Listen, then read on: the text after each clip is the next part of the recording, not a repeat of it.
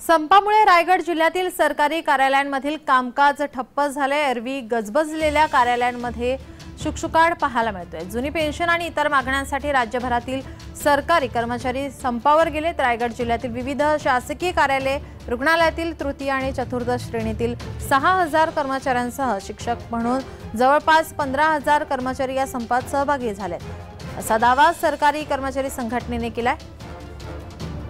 याचा आढावा घेतला आमचे रायगडचे प्रतिनिधी अजेश नाडकर यांनी।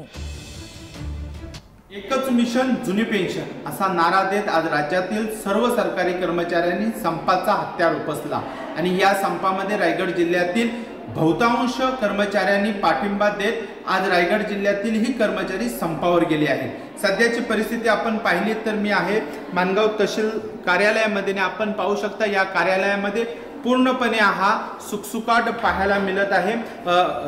जनतेच्या कामासाठी हे कार्यालय नेहमी गजबजलेले असते, मग शेतकऱ्यांचे दाखले असतील किंवा मग 7/12वरची कामे असतील, या ठिकाणी मोठी गर्दी या कार्यालयात पाहायला मिळते। मात्र आज हा कार्यालयामध्ये पूर्णपणे सुकसुकाट पाहायला मिळत आहे।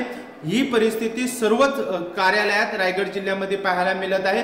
जवळपास वेगवेगळ्या संघटनांकडून मिळालेल्या माहितीनुसार 15000हून जे कर्मचारी आहेत ते रायगड जिल्ह्यातील संपावर गेले आहेत। याचा मोठा फटका जो आहे तो सर्वसामान्याला बसत आहे, कारण दिवसभरात मध्ये एकही काम जे आहे ते करण्यात आलेले नाही आहे आणि त्यामुळे हा संप आता किती दिवस चालेल की याच्यावर सरकार तोडगा लवकरात लवकर काढण्याचा प्रयत्न करेल हे पाहणं आता महत्त्वाचं ठरणार आहे। अजेश नाडकर, जय महाराष्ट्र न्यूज, रायगड।